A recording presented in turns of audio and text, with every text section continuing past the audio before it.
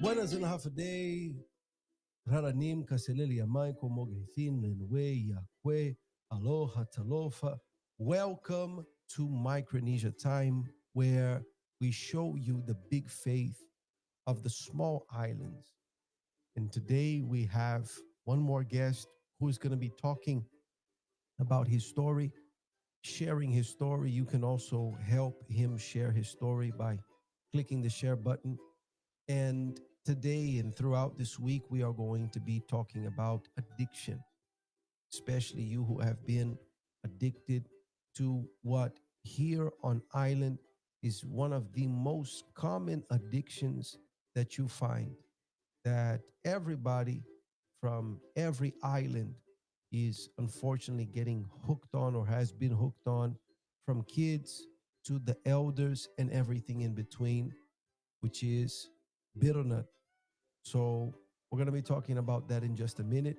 Um, if you want to participate, you can participate in the comments below by writing down where you're from, where you're watching us from, being a part of Micronesia Time, whether you are watching us here from Guam or if you're watching from off island in one of the islands of the FSM, in one of the states there in the US that has a Micronesian community as well. Let's spread the news and show that there is a big faith here in our small islands. All right. Today I'm joined with Teichi. Teichi Ranim, welcome. Rananim. And we have four questions for you.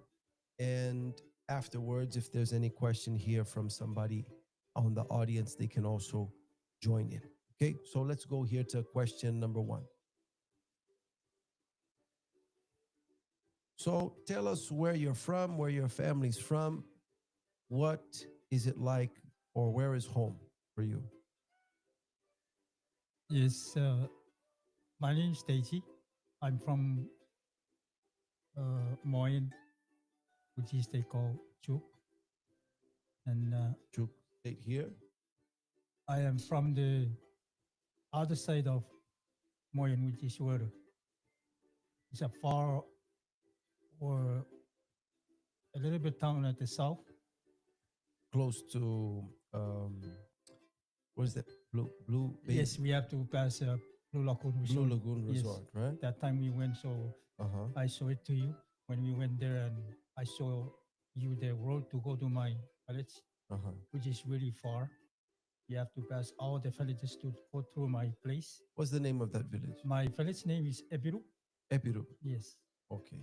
You have to, that's the last village in water on the south. Uh-huh. You have to pass that neighbor, which is where Blue Lagoon Resort, going down to Wichap. So past Wichita. Yes. And Wow. then past Wichap, that's where I am from. That's That's far. kind of a little bit going, you're already close to Sapu, Uh-huh.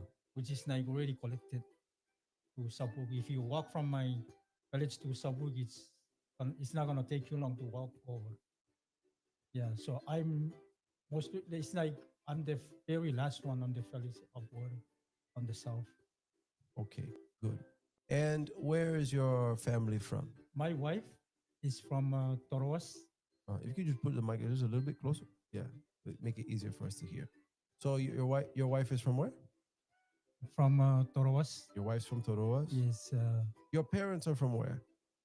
my mom is she's from Puerto also, and Uh-huh. she's from Wan, which Okay. is like in the central, Like by Bayview Road, somewhere like yeah, close but to yeah, the close, airport. yeah.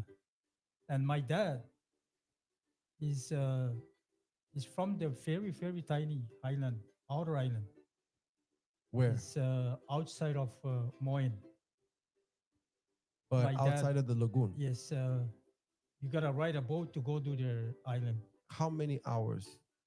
If you take the big boat, like the ship, the small ship that they going throughout the island, Mm-hmm.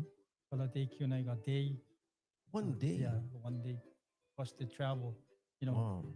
The boat s- is If the sea ship is yeah, it's choppy, very yeah. And if you ride on the boat, maybe like around, if I'm not mistaken, Because I never ride on the boat to go to the small island. Maybe like a 5 hours.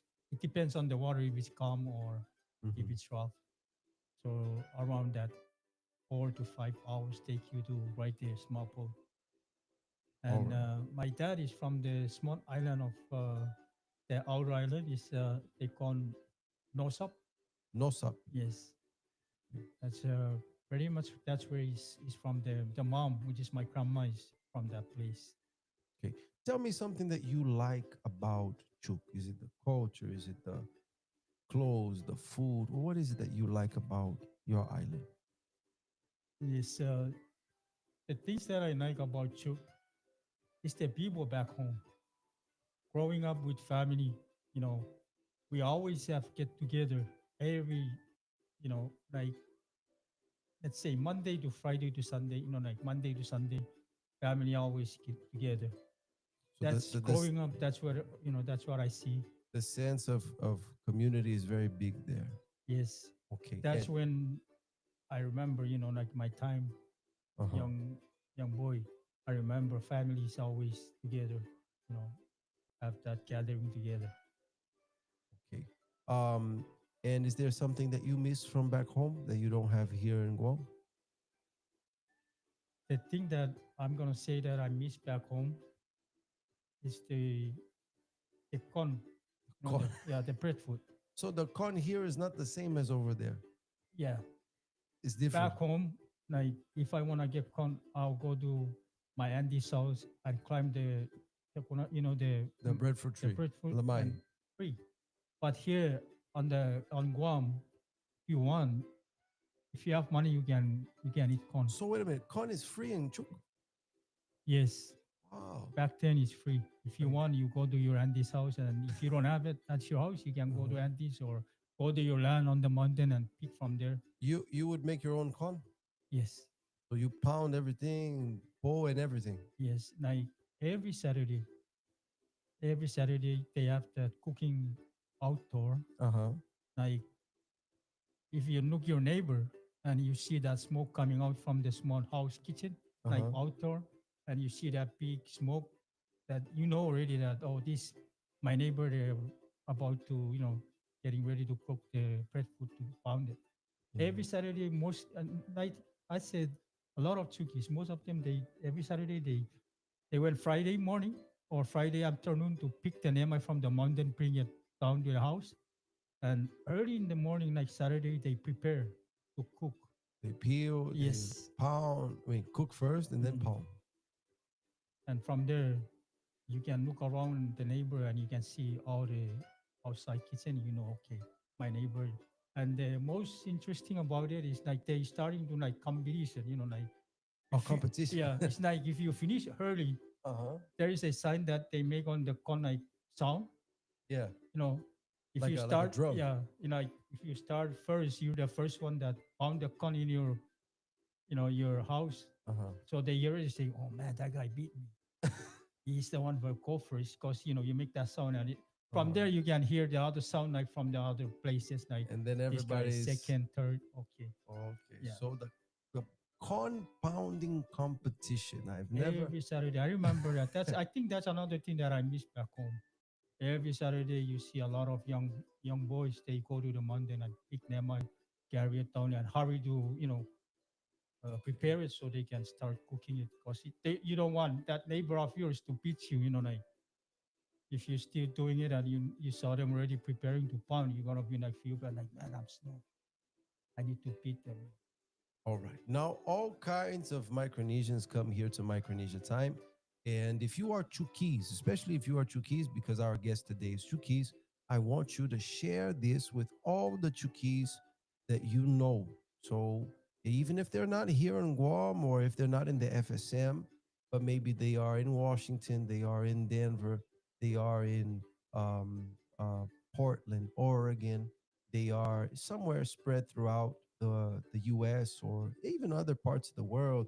We have Micronesians in Australia, in New Zealand, also in the Philippines. So, regardless of where they are, if you know a Chukis man or woman, send this live to them.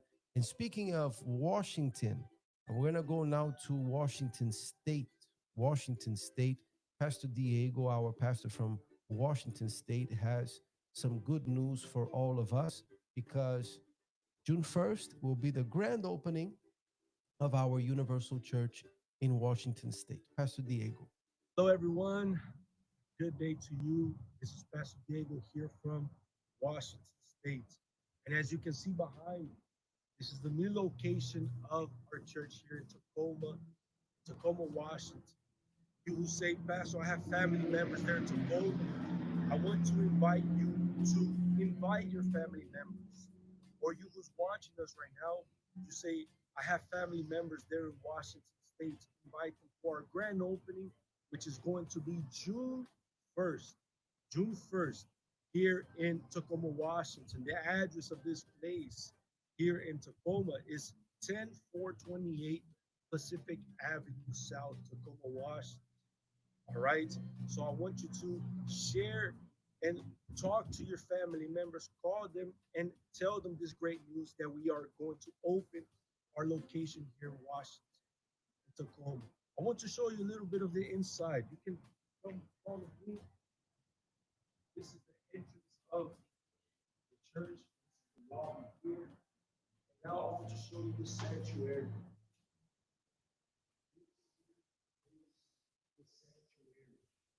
Still under construction, but by June 1st, everything will be set up with chairs. See here, we have the altar, a place of miracles, a place of sacrifice, and we see the word of God. This is a place where many miracles will happen. And your miracle can happen. Right? You will be free. You and your family, here on this altar, you will be glorifying the name of the Lord Jesus. Right? So I invite each and every one of you this June 1st at 10 in the morning, which is the first Sunday of June. As the word of God says, blessed shall it be when you go in, and blessed shall it be when you go out. We're going out the month of May. We're entering.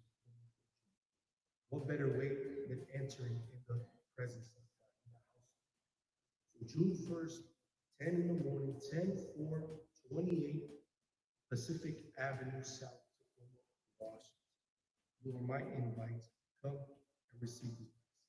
Right? God bless all of you. And I will see you June 1st, 10 in the morning. All right. Now change Q2. And I just out of nowhere I pass out.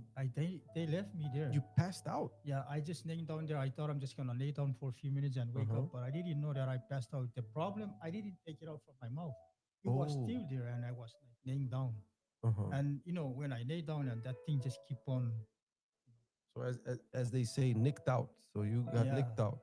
Yes. Uh-huh. So one of my other friend came because he was looking around and he don't see me because we usually play volleyball after. And he looking for me, don't see me at the playground, and where's that guy? And he went around the building and he saw me laying down and he looked at me like the way I lay down is not look good. He said, I think something. So he came and he wake me up and he looked at my mouth and he was like, you can see that. Hey man, what are you doing? And that's when I started. I just hold it and take it off from my mouth and say, man, those guys they try and make me try it and open again. It's not. Say, man, you're gonna get it. Once your mom and dad found out, they're gonna spank you. You know that. Yes, I know. This is it. I'm not gonna do it And again. back home, the beating was a beating. Man, my goodness. No matter what they have it in their hand, Uh-huh. wood or anything. Anything becomes a weapon. Yes. My But God. I didn't know that that's really a big abuse, when they hit you with those things. Uh-huh. You know. Then that day I went home and my dad asked me, how's school? Like, oh, okay. I just like saying okay, but it's not okay. And my mommy noticed something off from this guy. And he called me up, say, are you okay? How come first time I see on your face you don't look okay? It's like you look really tired today. Like, no, mom, I'm okay. I'm just maybe tired. Say, no, no, no, no. Tell me what's wrong. Is somebody get mad to you or somebody beat you? I would say, no, no, I'm just tired. That's not the way you look like when you come home. Mom is always, Mom is mom. Mom had yeah. X-ray vision. Mm. She sees inside of your And head. my dad is like from the other side, like, oh, he's just tired. Just leave him alone. No, Mhm. no, no, no. So I like, it's okay. I'll just go to my room and I lay down. And my mom looks, you know, that's when I started realizing that that thing is really bad thing. Okay, but that was just the beginning. That's the beginning. But I Okay, didn't know that that's the beginning is gonna be for a long for a time. long time that I'm gonna. Okay, and then tell us about how you ended up here on Guam. First, my brother, my oldest brother, He came first. he came here, and as I grew up in my family, we're only two of us, me and my oldest brother. Uh huh. So, like long time ago, like the 80s, a lot of Chukis, they really want to come out Guam. When they hear about Guam, they really want to come out about their work. They're like, oh, if you go to Guam, you have a good job, you can work and you can make money, send to your family back here. Mm-hmm. So my oldest brother is the one that came first with the girlfriend. Then my mom already said it in her mind that I didn't know that it's gonna send me out here for schooling, you know, to continue my school here. You had already graduated, or That you're gonna time I go to wasn't college? graduate.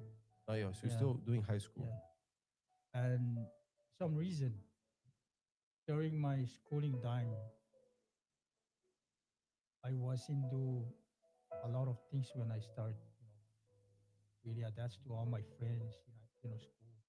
We start doing those things like the chewing tobacco is already getting bigger and Old, right? bigger. Yeah, and they start introduce me to uh, like small hard liquor, the bottle of something look like vodka, Uh but huh. it's in the small bottle. That's when things is getting. Okay, so then now you went from chewing tobacco. Now you are into the alcohol, Yeah. and again with the friends, right? Yes. And The then same friend. same friends. Mm. So they left also Chuk to come here with you. Yes. Okay. And then what else? What happens now when you are an adult? Did you think I'm just gonna do this while I'm in high school and then I stop, or then it got worse? Yeah. That's what I'm thinking. I'm just gonna, this is high school. I'm just gonna finish when I'm graduate. I'm gonna go out there and continue on. But I didn't know that I'm gonna end up. Hmm. My mom already see the things that I'm doing, so he already planned to get me out of that school and you know, 'cause he really wants me to finish my school since we're only two. My oldest brother doesn't go to school, but he's already here on the island here in Guam. So one time I came home and my mom just told me that get, get your stuff tomorrow, get ready, cause I'm gonna send you to my cousin back there. I'm like, what's going on? They don't ask anything. Tomorrow you're leaving. I'm like, mom, okay, oh, I'm gonna go there. I don't even graduate. I don't know where to go. First time on the plane. Who's gonna take me? They say, don't ask me. Just get your stuff together. Hmm. I don't want you to stay here. And I try to. I keep asking her. I say, what's going on? She says, just it's okay. Tomorrow you leave. And then come today, the next day. That's when I came to Guam. And my auntie is already waiting for me at the airport. I met her at the airport and she got me just shaking the head. You're disappointed. Yeah, like you should graduate before you come out here. But your mom is really, really mad about what you're doing back home. So that's why you sent me here. But I'm gonna tell you only my words. I promise you. Okay, your mic. No, bring the mic. Pull it, pull it. Keep going. Okay, now go ahead. He told me in front of my face at the airport. Uh huh. He said, "This is only two words I'm gonna tell you. Either you like it or not. You messed up. You went back home. You do good. You stay." Yes, auntie. And then I came. I come along with him. We stay together. He asked me a few weeks later. He said, "Are you wanna go back to school or you wanna work?" I said, "Auntie, since I see that you know we're struggling on the rent, why don't you find me a job? For now, I work. I help your husband, help your brother-in-laws, your sister-in-law.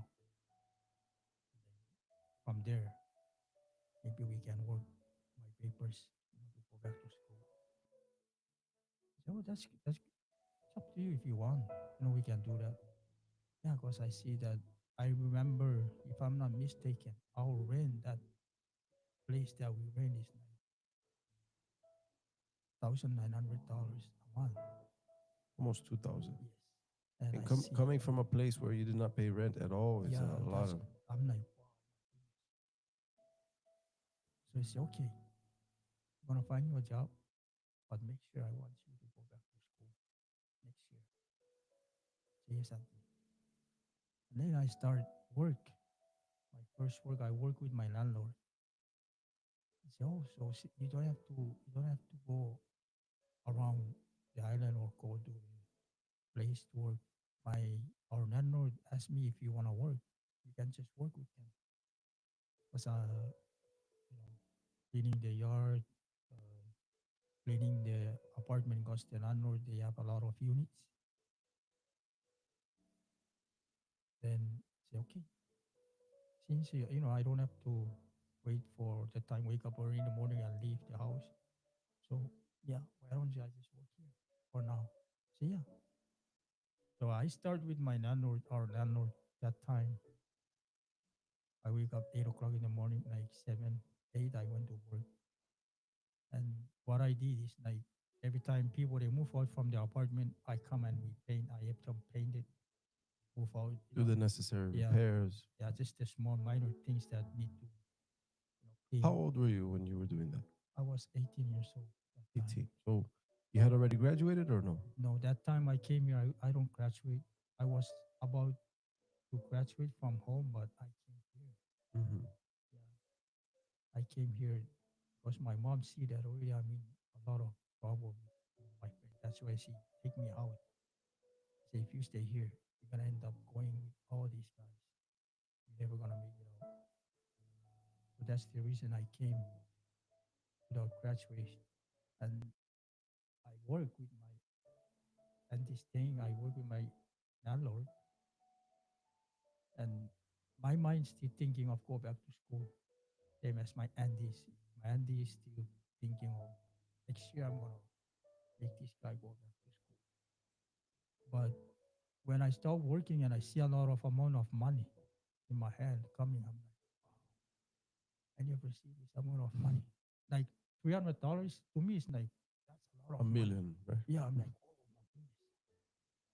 Then I come home. My first paycheck, I remember, that's like 450. And I run to my and they say, and then what am I gonna do with this money? Say, how much? It's $400. Well, we're gonna go to the gas place and we gas it, and and we went. I remember that first day I went somewhere in Agania. The If you see that place they make Ross in Agania, Uh-huh. The that's where. Organic Shopping Yeah, Center. Agania Shopping Center. That used to be a place that you go and gas your check. Hmm. So I remember that first day I came and I gas it, and my hand is shaking when the lady hand me over my money, and my hand is just shaking. I don't know how, because the money that I hold in my hand is like it's a lot of money. Now the question is, what did you do with that money? I take that money, I went out, I give it to my auntie, everything, The whole thing. the whole thing. Good. And my auntie look at me say, "You came without clothes. You don't have any clothes when you came. So I want you to take this 150, and tomorrow morning you're gonna go with my husband to go to flea market. Used to be our old flea market. Down here, there it go. Yes, Mm-hmm. you're gonna get close. Like I remember that time it used to be like 3 for 10, those t-shirt. Mm-hmm. Yeah. So okay. I really excited. I said, okay. And we come down to like nighttime. Her brother-in-law came from work and they're kind of I smell them like smell beer. And I saw them just standing in the parking lot next to the car and they don't want to come up to the house because we're living on the second floor. And I looked out in the window and like, these guys, they just stay in the parking lot. They never come up. Past 2 hours, they still down there.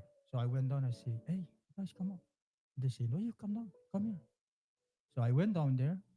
I see a cooler inside the back of the truck. Oh, wow, this is why these guys, they don't want to come up. And right there, one of them just opened the cooler and offered me, here, since you work hard, you came and you work hard, just here, just take one can. I said, I'm gonna do anything, just take one can. Like, no, no, no, because Andy's gonna give it to me. I said, no, he's not gonna give me. If you come down, I'll talk to him. I said, no, no, no, thank you. And they keep pushing me. Then These were your cousins. one of them is my cousin, but Uh-huh. the Yeah, two the of them is my Andy's brother-in-law. okay. And my cousin is like, hey, just take it because this guy over you. So take it. And then I grab it on. I grab it. So okay, just one can. Mm-hmm. That one can, it come to two cans That same night. the same night. I went up to the house. I already finished two cans. Mm-hmm.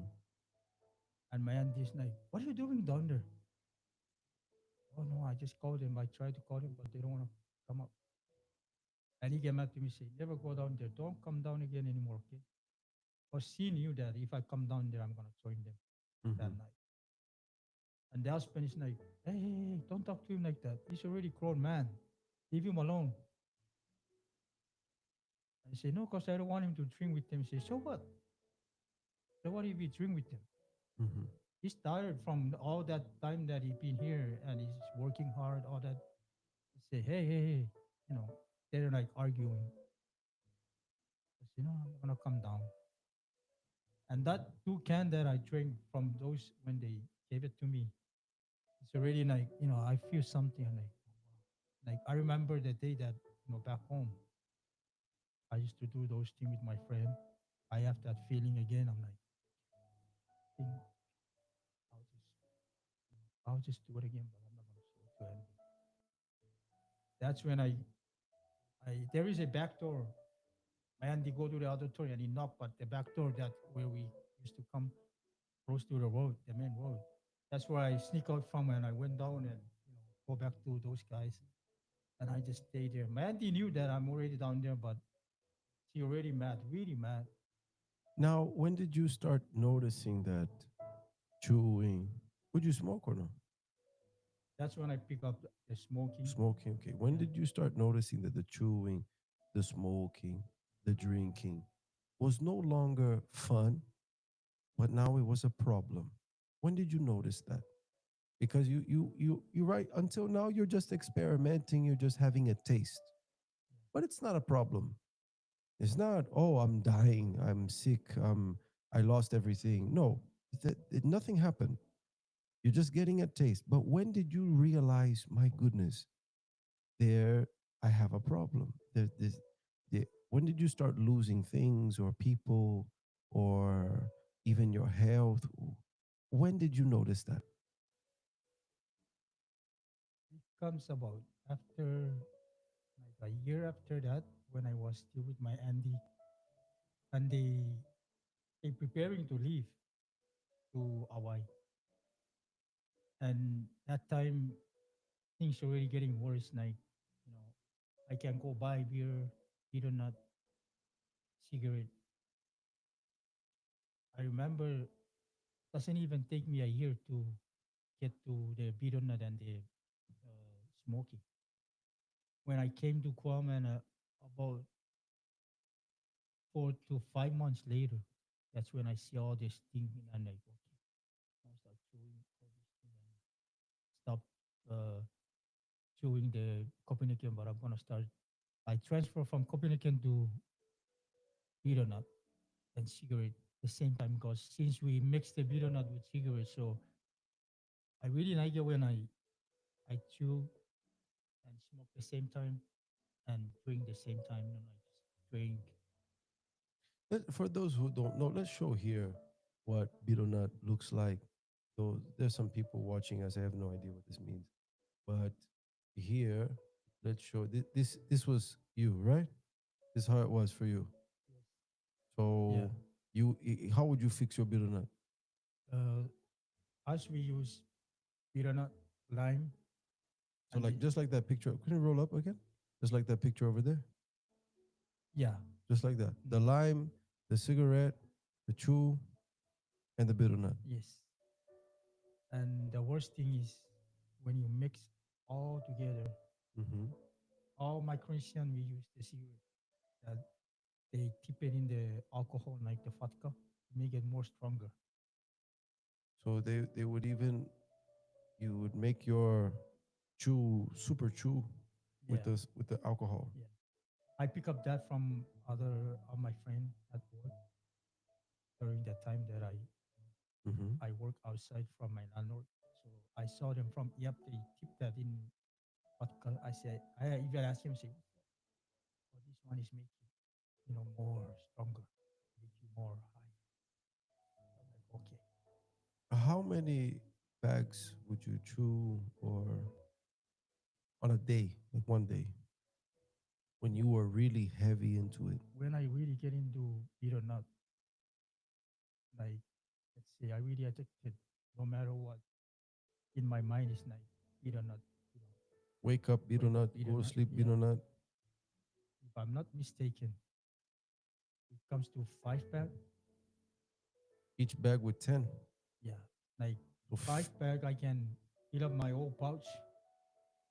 And I knew that 5 pack is not gonna be enough because when I work, I like to work moving around and beer or not in my mouth. uh-huh. So that's when I start to notice that if I don't chew beer or not, it's like my strength is like I'm getting tired. It's like my energy things every day. So the 5 pack needs me to like I rather have five in my pouch and five in my car. So if I don't have it in my bag and I knew I have in my car, I don't have to stop my work and clock out and go and buy. You just I have to take my break and just go And out it and was not just like put one in and then keep it there. You're talking about the full betel nut, with the lime, with the yeah, cigarette, with the alcohol, with everything. yes, Okay, so you would chew 5 bags a day, 50 betel nut in one day, yes, every day. Okay, what else? What about the alcohol? You said that you started just with 2 beers. yeah. What else were you When I heavy really into? into beers, that's when I see things is really changed. My and they don't want to talk to me because I knew like Friday, payday, she knows that I'm just gonna come and just keep the envelope. And really, I take all the money from that envelope, and she will take it. She don't bother to talk to me, Hmm. and I will just go with my friends, drink all night, all night, and it comes to the time that one time I never forgot that time that my landlord that time he has a big laundromat, and since we're very busy, he forgot to write me a check. So he just give me a cash on the spot. He's just like, oh, I don't have time to write you a check because I'm really busy. I have to go somewhere. So I'm just gonna give you this much, everything that a cash. Mhm. I'm like, okay.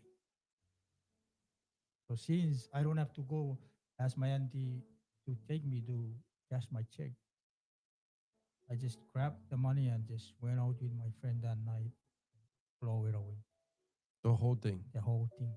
That's when I Oh, start you blew receiving you blew it on what? beer or not beer, treating my friends, buy beer all night. I remember that night, my auntie came and she said, where's your share on the rent? That is like something pop in my mind. It's like, oh my goodness. And that's around like 1 in the morning. You use your money to drink beer. Why you don't separate your win before you do go out with your friend? And she grabbed my wallet, and all I remember when she said is like, $100? Is this all you have? I'm like, no, maybe around 300. She said, no, you don't even have $100 now. Okay, get ready because tomorrow I'm gonna send you back home. That's when I feel Ooh, like, got my scared God, then. yeah, Huh? I guess I'm in trouble. So the next day she talked to me, say, if you don't stop it, I send you home. But just to let you know that we're preparing to go to Hawaii. So if you keep doing bad things, you're not gonna come with us. You're going to Hawaii, you go back to Chuk. Now, how later on you get married, you have your wife, you are a father of how many children? I got six. 6 kids. Did that stop your addiction? Because there's some guys who say, no, when I settle down, when I get married, if I have kids, I'll stop. Did that stop you or no? No, It didn't stop you. it really get worse. It got worse. Yes. Oh my goodness. So tell me about how did it get worse? You have how many boys? I have five boys. 5 boys, 1 girl, a wife, and still you were going through more and more addiction. Yes. How did it get worse? When I separate from my auntie, they went to Hawaii on my own, have my wife and my kids. Fast forward, I came to Tamuning. I stayed in Tamuning. And that's when everything started to just getting worse. For what I see, people they might don't see that it's worse, but now that I realize those things that I was into it, my goodness,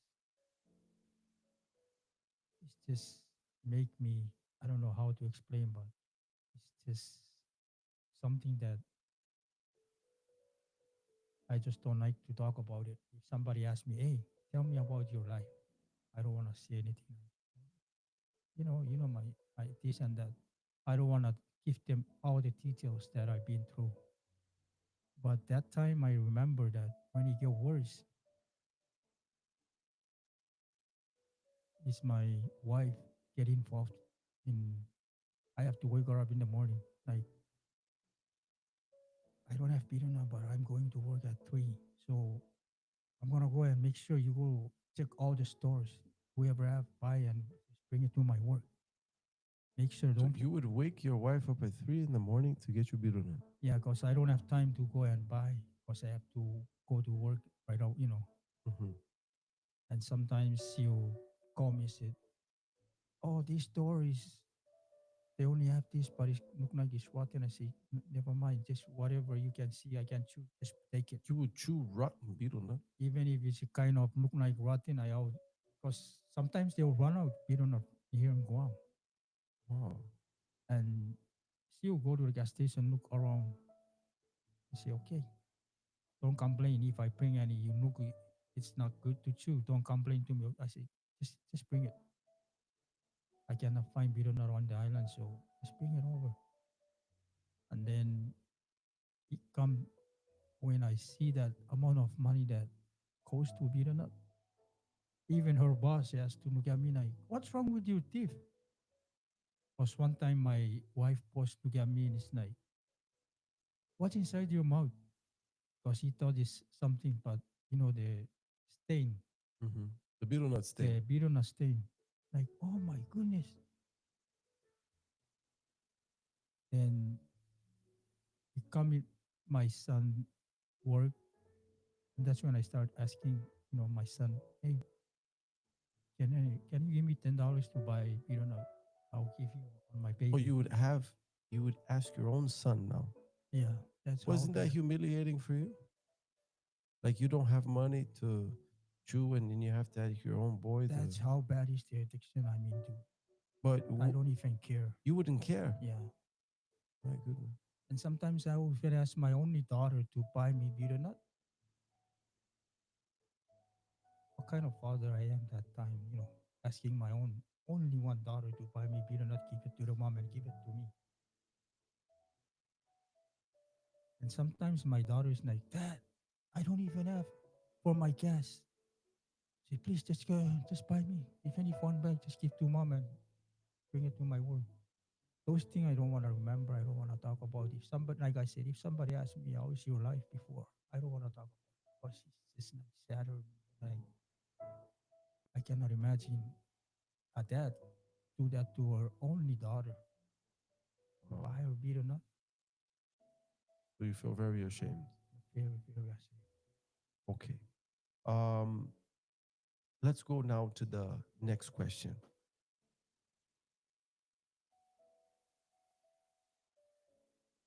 What did you do to help you change? Because obviously today you are a different man, but that came at a price. It was not easy. It was difficult. But how coming here to the Universal Church helped you break free from that? There is a day after work, my wife picked me up and we went home. And I'm Well, hold on. Your wife beat you up, like physically beat you, or like no, just she picked me up from work. picked you up? Okay, Yes, I'm sorry. sorry. Yes, I'm sorry. She picked me up from work and we went home. Like on the way home, I look at her on the passenger side and I noticed something that she's not feeling good. But before that, she's having hard time moving around with her feet, her legs. And she's complaining to me that, her knees is very painful because her job is a gasser. And she started at 3 in the morning, 3:30 in the morning. And from 3 in the morning standing all the way to 6 in the morning, I don't feel that pain that she has. But Mhm. all that 3 to 6 in the morning, just standing doing her job, that's the thing that affecting her legs. So on that day we went home, I asked her, say, are you okay? My knees is really killing me. And I think I really gonna see the doctor. I talked to before that she talked to the sisters, the her sisters that they need to go to the doctor to see if she can do something about her knees. But the funny thing that she told me is that, I talked to them and guess what they told me? Say what? They told me that the doctor is gonna cut my legs and you're gonna divorce me. And I'm like, what? Yeah. Are you gonna do that to me if the doctor cut my own feet and you're gonna just run away from me? I say, for those 20 some years and I'm gonna end up doing that to you? Oh, that's good. If you're gonna do that, then that's good then. Then we drive home. She goes on her phone when we were home. We went home. She clicked on you guys' page, on the universal page, and The she's same page that we're on right yes. now. I went inside the house with my bag of betel nut, full of betel nut. I'm so happy that my betel nut is full. And she was just stuck in the car looking at the testimony that all the people that they testified. Hmm. Then he called me, said, oh, I forgot something we're supposed to pick up at the store. The other store that the same store that she worked. Hmm. I said, okay, let's go. I went out and then we went. And I was driving like talking to her at the same time, but she don't really pay attention to me because she was watching you guys. And it's like I pull in the parking lot and I didn't face the store. I pack it up because I have to put something in the trunk of the car. And I was like looking at the mirror. And when I stop, I look at her and she's just looking and say, you see this? I said, what's that? So this is the church that they've been talking about. Even my sister called me. She found on Facebook and she called me. Why don't you go try that church in Cebu? Said, so I look at it and like, nah, nah. Maybe that's the one that they just do something like not really. Say no, no, no, no. Just look at this guy. I remember that guy that was like I think it's Jaylene sister, Endon. the one that really have those Yeah. things that they anoint you guys anoint Mm-hmm. with the holy water. Yeah. Say, look at this, and that's when I look at it and like that's not fake. That's not something that you can say that's not true. And I look at it and say, wow, it's something else. If in my mind it's like if that guy came after 1 week and those things like that, Bernice can do, God can do. And I just look at the phone and like me and her just look. I don't know where kind of me where both of us is like just freezing the car and like we're just watching until the end of that thing. Till the day that guy that's came and testimony to his testimony. And I look at her and like, you really willing to go? Then she look at me like, you want me to go to doctor and cut my feet? I'm like, no. So let's try. She goes, call the number. They got the number. They put down the number. I say, give me the phone. I'm gonna call the number. Something inside me really burning. Like I'm gonna call. I don't want my wife to cut the legs. Mm-hmm. I remember those people. They injure. Never mind. No matter what, I'm just gonna call. So I call. I spoke to you, and you even asked me, "Where you guys at? Are you guys at the house?" I'm like, I finished. This guy knows that we're not somewhere in the house. No, we're in the parking lot. Can we pray? I said, sure, sure, sure. Why not? So where's your wife? I said, here. She's next to me. She hear you. Okay, we're gonna make a prayer. And tonight, she's going to sleep like a baby. This is the one words that you gave me. You tell me that never get out from my head up until now. When you guys go home tonight, she's going to sleep like a baby. But make sure set her alarm at 3 o'clock because she's gonna sleep like a baby, and I don't want her to miss her time to go to work. In my mind, it's like, I believe that, but can that thing be really true? Let's okay, let's do it. Then you pray for us both, especially my wife. You make that prayer right in the parking lot. After the prayer, you invite us. Can you guys come on Sunday? Say yes. We'll see you Sunday. You give us the location. Say, okay, thank you, Pastor. Then I didn't know that she feels something after the prayer. And I went inside to get all the stuff and I put inside the car. We went home that day. And I asked her, I said, how you feeling? She don't want to talk to it's like she don't want to say something. Because even her, she really want to see because she felt that same day that you pray.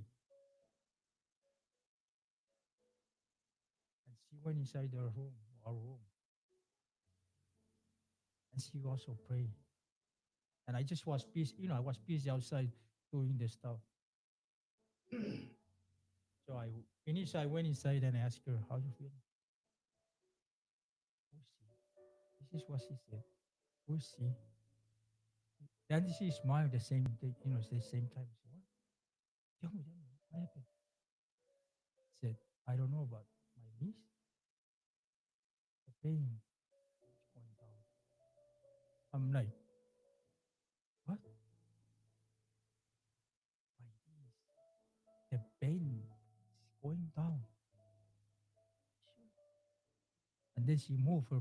She said, yeah, okay. I went out, but inside of me is like, and I sit down on my kitchen table and what's this happened? And I went back inside. I said, she looked at me, the face is like, and the smiling on her face. I'm okay. I'm okay. It was different. It's different. And then when you came, this was her experience, but when you came, what difference did you see the first time you came? Yes. That Sunday you invite us to come. I didn't know that. She's not the problem. Her problem just her niece. But I am the main.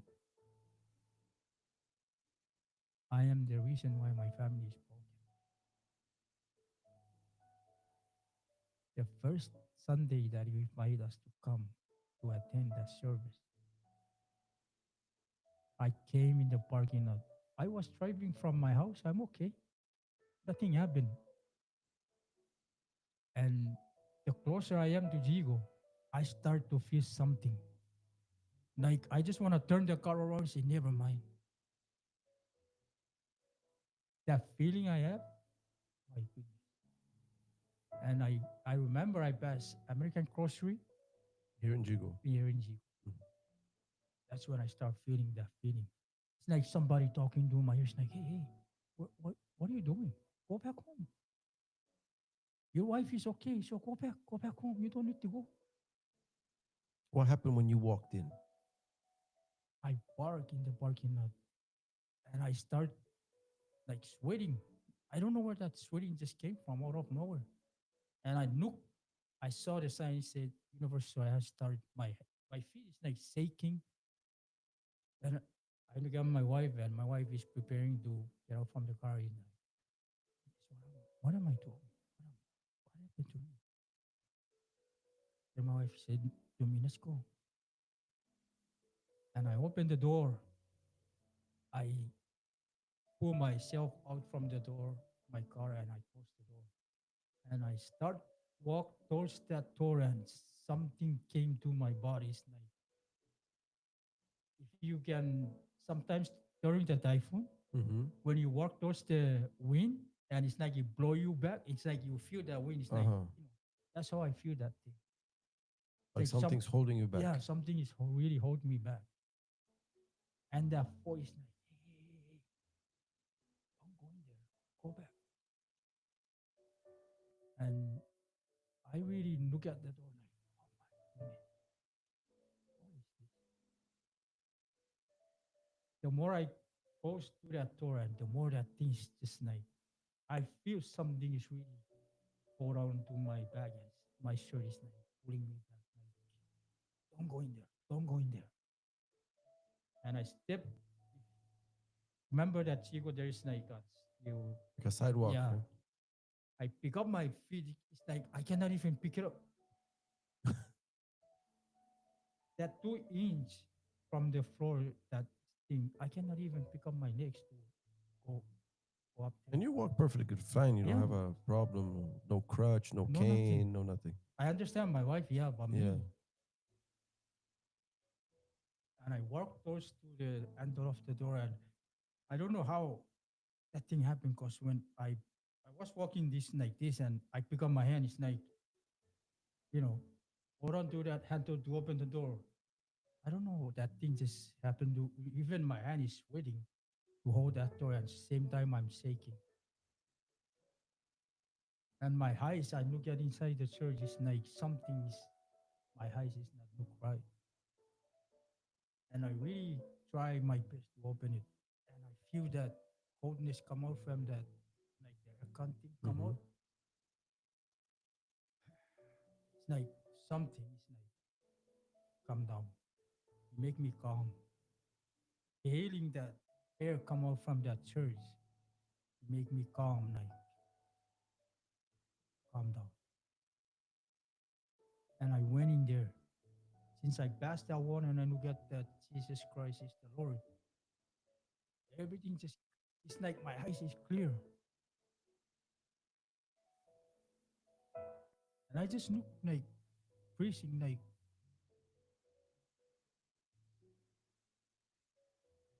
I don't even want to say something, but I just look at our name of that altar. Mhm. And I look down, the chairs in the back. No, I'm going to the front. That's when we went right in front of the altar. And I sit down there. I close my eyes.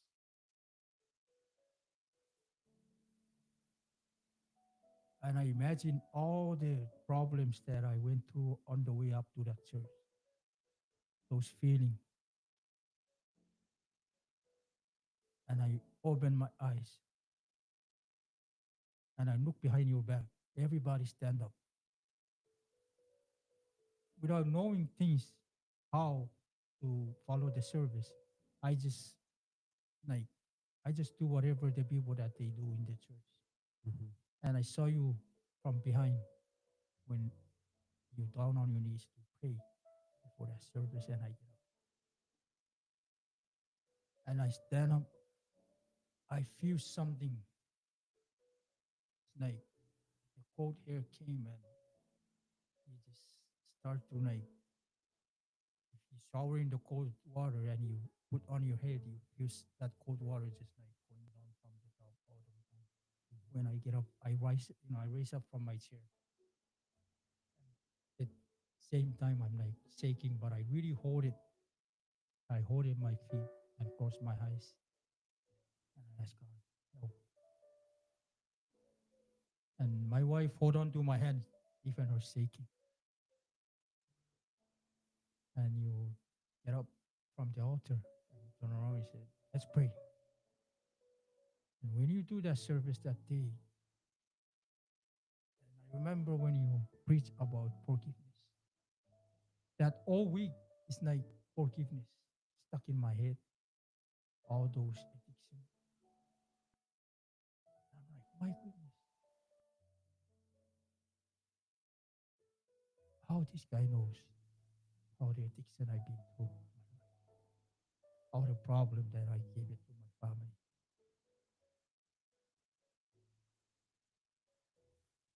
The day I came that Sunday, I cried. Or you are a guy that cries a lot, or you wouldn't show it to anybody. How did, Pastor, let me tell you this. I never cried.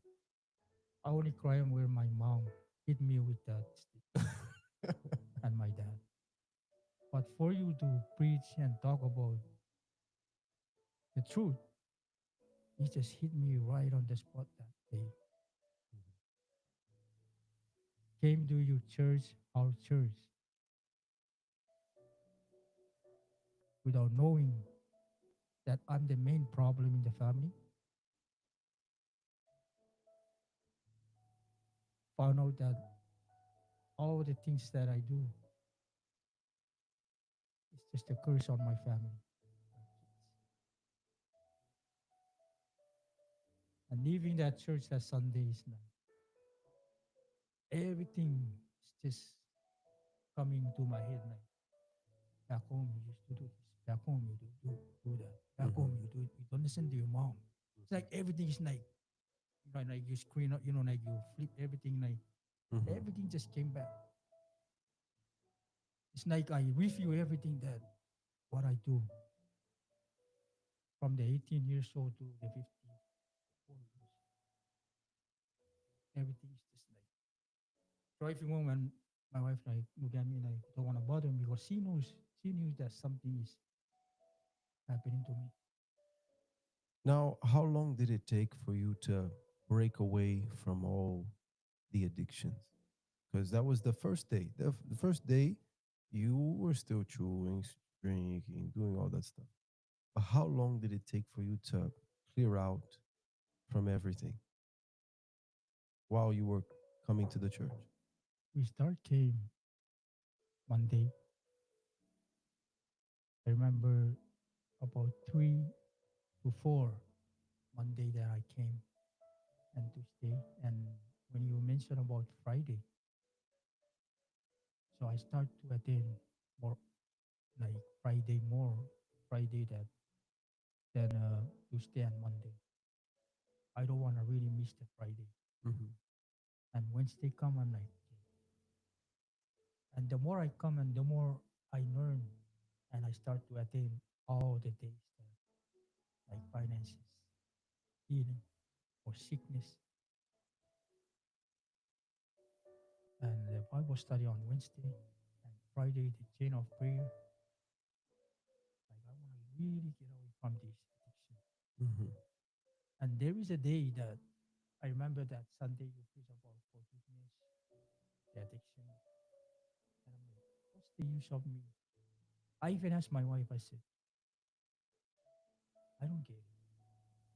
If I really want to accept God in my life, so why am I still holding on to this bitterness? Then she looked at me like, huh?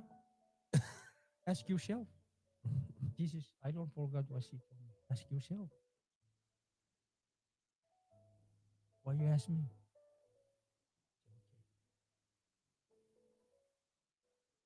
Then there's a time I came home after service and I looked down on my bag. I'm like, this bag doesn't even have legs, don't have hand, don't have mouth, don't have eyes, don't have anything. Just a bag of bitter nut. And if I say I want to quit, in the name of Jesus, I can quit. There is no use for me to go to the church. That church, God healed my wife. And why? Cannot take away from my addiction. I grab onto my bag and then and I tell the bag, I said, this is your last. In the name of Jesus, it's your last. And I call my wife, I said, let's go. Where? We're just gonna go drive on the road. And I grab the bag, I tied it. So what are you doing? She just bought two new, brand new bag. You don't know that. Put in my bag. Imagine this. On the way back from church, we just finished service. Just finished service. Service. And beat or not, stop by the gas station. Beat or not in my bag. Went home. Holy Spirit talked to me. I'm like, this is it. Drove back out from my house and I went to my wife's works, those tarantaman trees, and I take my bag and throw it. Threw it in the bush. I throw it in the bush. And I went home that day. I take the holy water and I look at it. I said, if you can wash the eyes of that person who's blind, you can wash away all this problem, all this addiction that I have. And in the name of Jesus, can be healed from all addiction. And I drink it.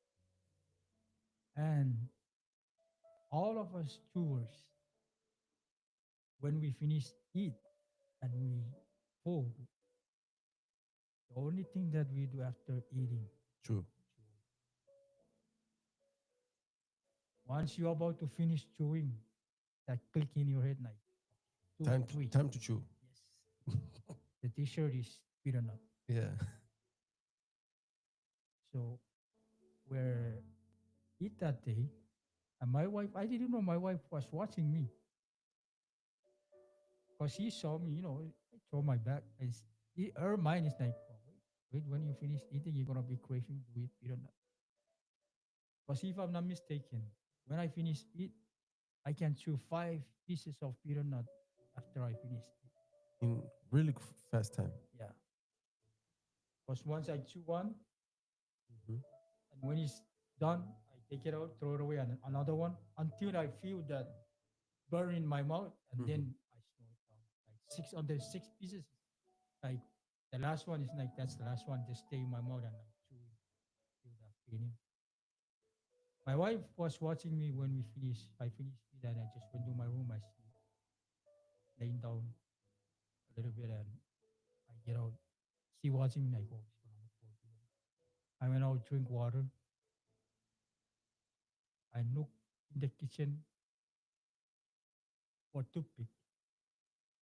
Most people they say you can put toothpick in your mouth and that crave for bitterness cannot come. And then I stopped like, no, the water symbolize the thing that it can be healed. In Jesus' name I can be healed. I go back to sleep. I went back, I lay down, I get up. When I wake up,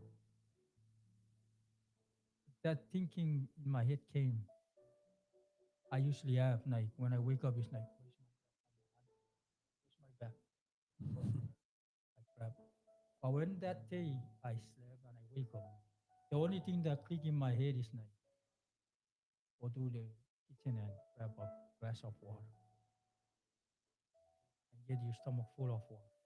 I went up, go out, drink water, go back in, and I'm down on my knees and I pray, God, please help me. This is what you want for me to get away from this addiction. I really want it. And I went back to sleep. I get up in the morning, went to work. Myself, I'm worried if I'm going to work and I'm gonna be tired and I wanna chew more. I went back to my work. One of my coworkers is like looking for me. Hey, can I chew one thing? And I said, sorry, but I don't chew no more. What? I gave it up. Then you got me like, no way. I don't believe you. I think I gonna believe me. It And just show me. and that was the last time you chewed. Yeah, How long has it been since you quit? since 2023. So now 2 years, Yeah. 2 years, no chewing, Yes. no need for cigarette, No need. no need for lime, no need for Grizzly, Snuff, Copenhagen, no need for alcohol, beer, vodka, anything like that. Clean. Okay. Let's go to the last question, please.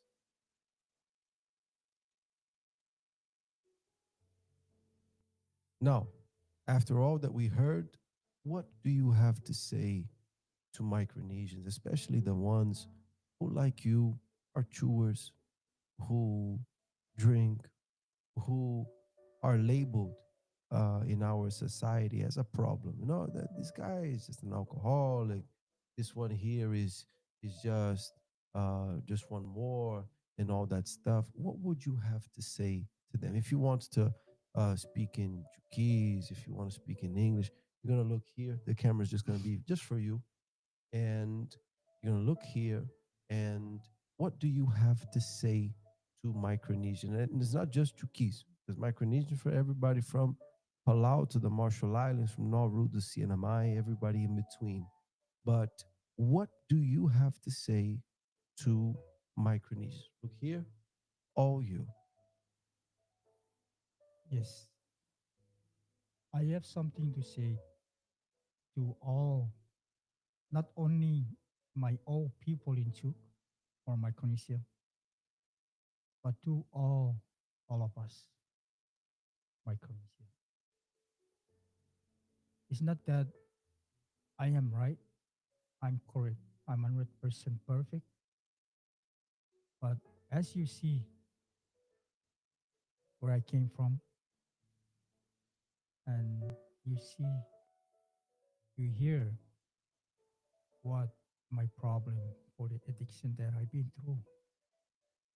I'm not really that good speak English, but for us to understand each other, I'm trying my best to say in someone language, which is English.